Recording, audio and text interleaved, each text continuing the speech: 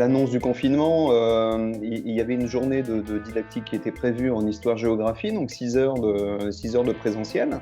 On avait prévu un truc. Pour eux, c'était leur chef-d'œuvre, en fait.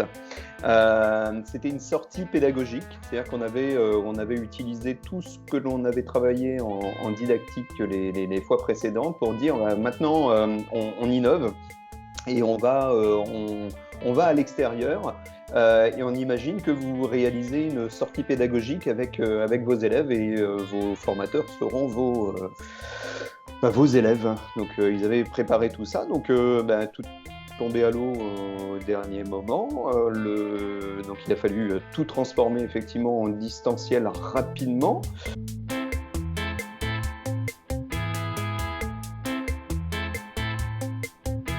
L'urgence à la fois pour moi et puis pour tous les enseignants, c'était de transformer ce fameux présentiel avec nos élèves en distanciel, en enseignement à distance, qui est différent de l'hybridation de la formation qu'on avait fait jusqu'à présent, mais où on pouvait tirer un certain nombre d'enseignements.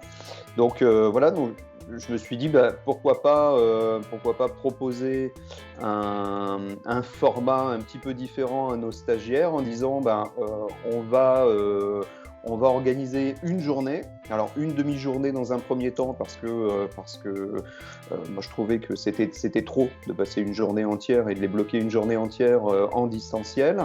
Donc je leur ai proposé un format 3 heures le matin, dans l'objectif étant de s'emparer de l'enseignement à distance et puis de cette continuité pédagogique. Qu'est-ce que l'on peut faire et qu'est-ce que l'on ne peut pas faire. Donc on a fait une heure de synchrone pour entrer en contact. Ensuite, une heure d'asynchrone où je les ai laissés travailler. Et puis ensuite, on a fait un retour en synchrone, juste avant midi, d'un quart d'heure, histoire de réguler tout ça. Et puis ensuite, le reste de la formation, le reste des 6 heures, s'est transformé en asynchrone aussi. Donc l'idée, c'était de leur demander de travailler sur une séance.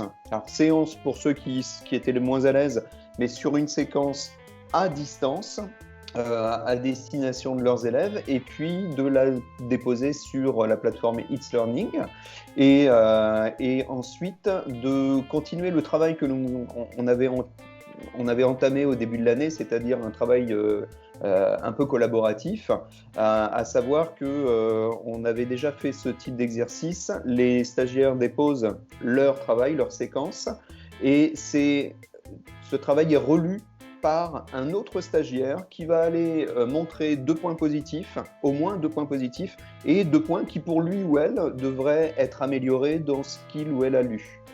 Ce qui permet d'échanger, de voir ce que les autres ont fait, de monter en compétence, finalement, de faire de l'évaluation par les pairs, mais plus, en plus, tout le monde profite de cette montée en compétence, puisque chacun va pouvoir écouter. Et puis toutes les séquences, elles sont mises à disposition sur la plateforme It's Learning, donc chacun a pu aller piocher pour regarder ce que les autres avaient fait. Donc, c'est aussi un travail où ils se sont auto-formés et formés ensemble dessus. Et là, donc le retour de formateur que j'avais entraîné dans la première fois, eh bien c'est lui qui a pris le relais et qui a refait une séance synchrone avec Skype pour justement faire ce retour d'expérience.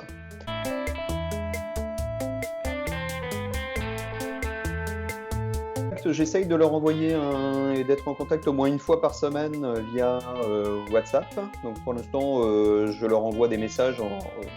Voilà, c'est comment ça va, comment l'enseignement à distance fonctionne, comment est-ce que donc là on était plutôt sur des questions Ils étaient surtout sur les questions de mutation de mouvement. Je fais en sorte aussi de bien leur dire de rester en contact avec leur tuteur. Et donc j'ai des retours, donc ils me disent qu'effectivement ils sont en contact avec les tuteurs, que pour l'instant ça se passe bien. Il y a une petite, on sent bien une fatigue, hein, en disant que c'est vrai que c'est pas évident de rester en contact avec les élèves.